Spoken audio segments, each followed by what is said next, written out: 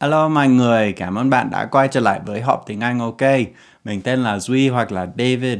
And today we're going to talk about something that is being talked about everywhere, but I kind of want to share some opinions on it. And that topic is AI, kind of how that's changing my workflows, how that's changing the way that I work, and kind of some of the worries and concerns that I have, but also some of the benefits that I've seen from using AI. So if you're anything like me, you're kind of fed up with the whole AI thing, people bringing it up all the time. It's going to change the world. It's going to make everything different. You're going to lose jobs and like all of those things. And yes, I've heard so many different people talk about it. So the idea that I'm talking about it is kind of weird, but I think it is something that is impacting my life and it's shaping kind of the decisions that I make. And I really kind of want to explore how I feel about it and what I think about it. So, again, this is going to be real native English for you to practice listening to. It's going to be a little bit technology based, a little bit culture based. I mean, there's going to be a few different things that you can practice listening to here. And this is my normal speaking speed. If it's too fast, feel free to slow it down. That's totally fine. If you need to go faster, do it. That'd be awesome. That'd be cool if you're at that level where you can listen to really fast English and understand it. But let's dive into AI. So first off, what have I been using AI for? Like, what are the things that I find it to be the most helpful with? And how am I using it consistently, regularly? So for me, one of the ways that I use it is with this YouTube channel. No, I don't have it just generate every single topic and every little thing that I do. I don't have it writing scripts. I don't have it editing everything for me. But what I do use it for is to help brainstorm. So personally, I'm not super good at data analysis. Like I can do it, but I'm not like the best at it. And it's really easy for me to just go into my AI of choice. Right now, I'm using Gemini from Google.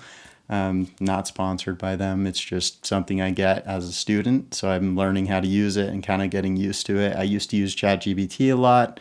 I still use that every now and then, but because I have the full version of Gemini, that's what I use. But the really nice thing is I can take our YouTube channel analytics and I can send them into Gemini and I can say, what is going on with our channel? What are the topics that are interesting to people? Can you give me some recommendations that are similar to that? And then it'll give me a list of things, and most of them are pretty bad. Like, honestly, I probably wouldn't do a lot of the the things that are on there, but that doesn't mean it's not helpful because it helps spark my brain on things that I can do or things that might be interesting to me that I wasn't thinking of before. For example, on this list that came up when I just barely did that for this video, there are a lot of things on here like food and cooking, hobbies and interests, health and well-being, work and career, shopping, and these are definitely things that we've talked about on this channel. If you're looking for other videos, you can find them. They're on our channel. Go look. But the one that came up today was technology and innovation, the impact of new technologies on society, social media, and digital trends. And that got me thinking, okay, what's new in technology? What is something that is changing my life, that's impacting the way that I live and the everyday decisions that I make? And AI is one of those things. So I figured it would be helpful to talk about, at least to kind of explore how I'm using it. So I use AI as a brainstorming tool. I don't use it as like just doing everything for me. I use it as a launch pad, or I use it to flesh out ideas that I've had. So that's a second way that I use it a lot lately is I've been working on some short films and I'll go in, I'll write up a script, and then once that script is done, then I'll drop it into the AI and say, okay, what am I missing? What are you getting from this? Does it make sense? Is it cohesive? What are some things that I might be able to improve upon? And it'll give me a list of suggestions. And I think it's really important to note that that's the word I use is suggestions. These are not things that I say, okay, for sure, I have to do everything that this AI is telling me to do, because I don't think that that is beneficial. if you just let it control your entire life. But what I do think is it gives you another perspective. It gives you something that maybe you weren't thinking about before. So with these short films that I've been writing and putting into Gemini, it's kind of been giving me some expanded views on how I could tell the story. I don't usually take all of the advice that it gives, but it might spark something. Again, it's that idea of getting more information that I can look at that can cue my brain towards something better, towards something more interesting that I hadn't thought about yet. So going along with that, I also use AI at work.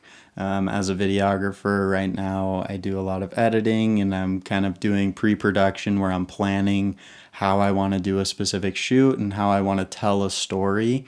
And what I've been doing is I'll create my own outlines. I'll do research on the topic or whatever the project is that I need to make a video about. I'll do that research, I'll write it up, I'll make note of all the things that are interesting to me, and I'll have like this big long note that's compiled of a lot of things that are hard to kind of wrap my brain around. So I kind of take all of that information, put it into AI, and have it kind of summarize it and tell me kind of what the main things are that I'm trying to say. And then from there, I can build my own narrative outline and make a clear path on what this video is going to look like and how each point is going to lead from one to the next. And finally, the last way that I like to use AI lately is for kind of mentorship and like career advice type stuff. So I'm thinking a lot about my career. I'm in school, I'm about to graduate in the next year. So I need to figure out kind of what my trajectory is, what my path is after I graduate, how I can find a job and how I can get to where I'm trying to go. So what I do is I throw in a question that's like, okay, I'm having this issue with finding a career, or I have no idea what the industry looks like, or I heard this about the industry right now. What can you tell me about finding my way forward? And it'll give a good list of things that I can try, things that I can do. It can even give me like schedules that are designed to help me practice the skills that I need. For example, there was one time where I was like, how do I become a better cinematographer? How do I make videos that look better? And it gave me I think it was like a 6-week program of like, study these cinematographers, take a look at the ones that you love, find the things that you like, and then recreate those things. And I've been practicing that, I've been implementing that, I've been trying to play around with lighting.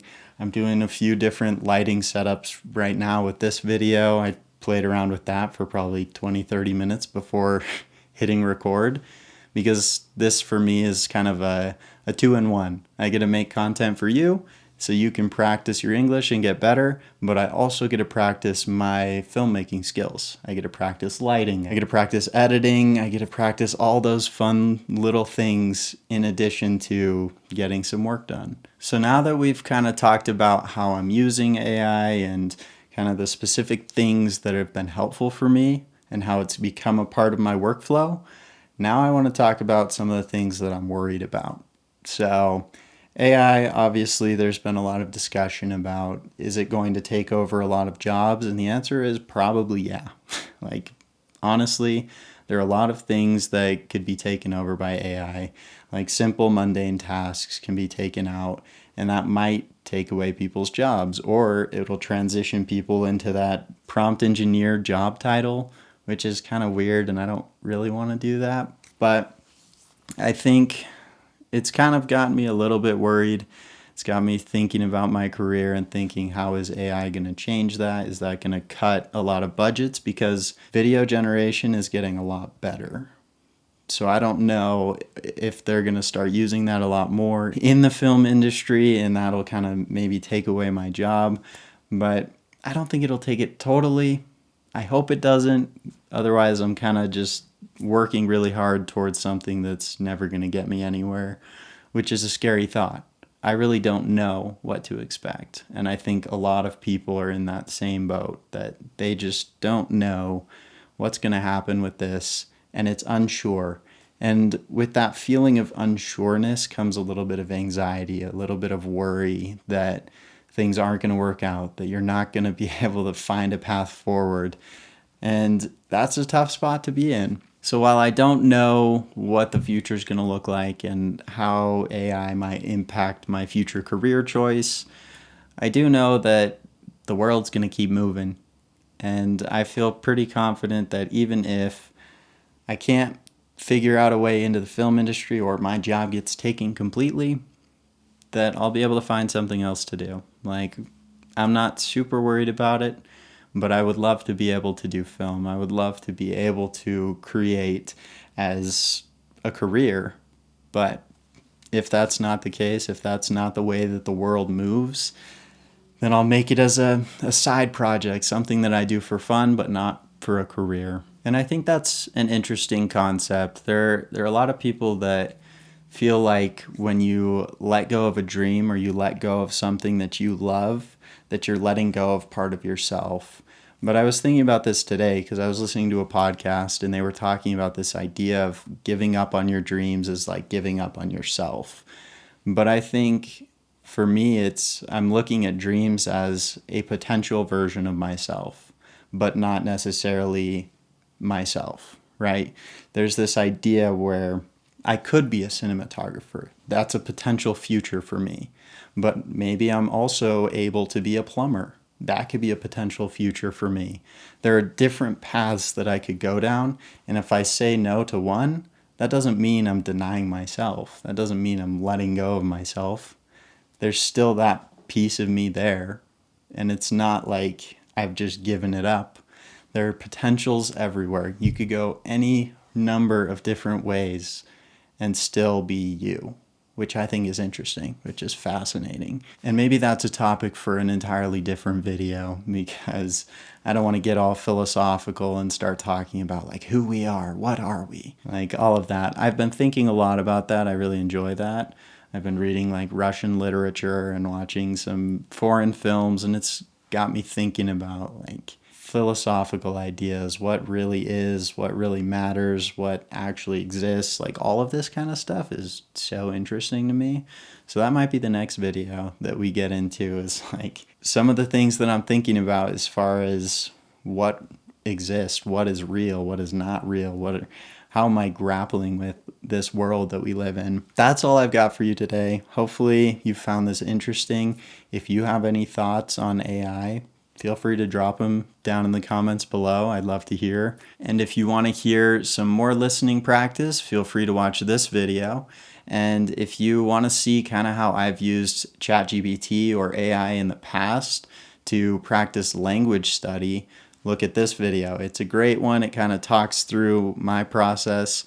I feel like it might be a little bit slow, but if you get through it, you can skip to all the steps that I suggest, because those are things that have helped me practice speaking, practice listening, and it's just helped with my communication. So if that's something you're interested in, feel free to watch it. And as always, thanks for watching. Feel free to like and subscribe. It helps this channel grow. And we'll see you next week. Bye-bye, yeah.